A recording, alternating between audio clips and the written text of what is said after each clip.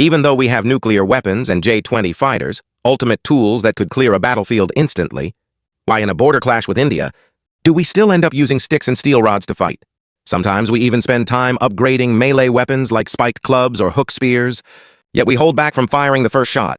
Even when India has more soldiers at the border, they get soundly beaten by our troops, but still don't dare to fire first. Today's topic begins now. The China-India border standoff. China and India fighting with melee weapons at the border. Seems absurd, but it's really a matter of rational deterrence.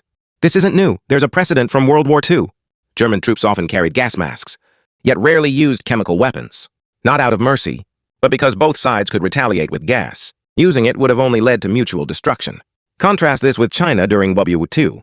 Without the ability to retaliate, we were subjected to millions of poison gas attacks by Japan, killing over 200,000 innocent soldiers and civilians. Today, in the China-India standoff, we don't casually use nukes or J-20s, nor tanks, artillery, armored vehicles, or even small arms lightly. It's not because we fear India. Our forces could easily overpower India with firepower. If India fires, we'll respond with artillery. If they fire artillery, we'll deploy tanks and heavy firepower. If they bring in tanks, we'll counter with J-20 stealth fighters, breaking through missile defenses one by one. Even if it escalates to a nuclear exchange, we can ensure we fully neutralize the opponent. But that goes against China's core interests. Regarding the border dispute with India, our goal is to win without fighting. We won't let skirmishes with India distract from broader strategic priorities. This is also a clear-eyed assessment of the current situation, avoiding traps India may set to provoke us. India's economy is struggling, and people face many hardships. Politicians often stir up border tensions to shift attention from domestic issues, hoping we'll fire the first shot. That would let them stoke nationalist sentiment, and even rally Western countries against us. In June 2020, the Galwan Valley clash occurred.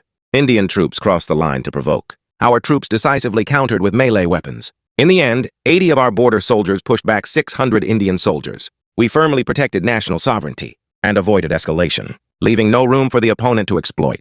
For us, the goal is to teach provocateurs a lesson while staying in full control of the situation. If we can dominate with melee weapons, there's no need to escalate with heavy firepower.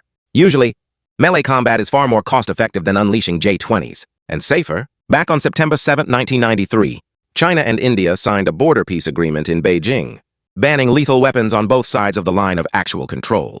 This became the baseline for border engagement without breaking the rules. Having nukes and J-20s has never been about fear. It's simply unnecessary. Powerful equipment itself is a deterrent. Though India is secretly digging border tunnels to improve troop movement, it's just part of the strategic game. We're standardizing place names in southern Tibet, maintaining restraint while advancing strategic deployment safely. India thinks adding troops will secure a tactical edge, but our border soldiers have systematic combat training, professional protective gear, field logistics, and smart support systems continuously upgraded, with high-altitude oxygen tents, smart greenhouses, and unmanned supply delivery, plus exoskeletons for individual soldiers. We also issue heated vests, boots, and smart cold weather gear. Our high-altitude adaptability is maxed out. Indian troops, on the other hand, often include temporary recruits, many of whom struggle with basic altitude sickness and can't even get a hot meal during standoffs. In a real fight, they'd be no match. Melee combat works in our favor. Even if India wants to escalate, they lack the courage to fire the first shot. Back in 1962, when equipment was similar, India nearly turned it into a capital defense battle. Today, our rocket artillery can easily sweep the area. J-20s are on standby, and Dongfeng missiles can cover Indian air bases completely. It's clear India has no chance. 甚至东风快递可让印度机场军事基地全覆盖，就知道印军完全没戏。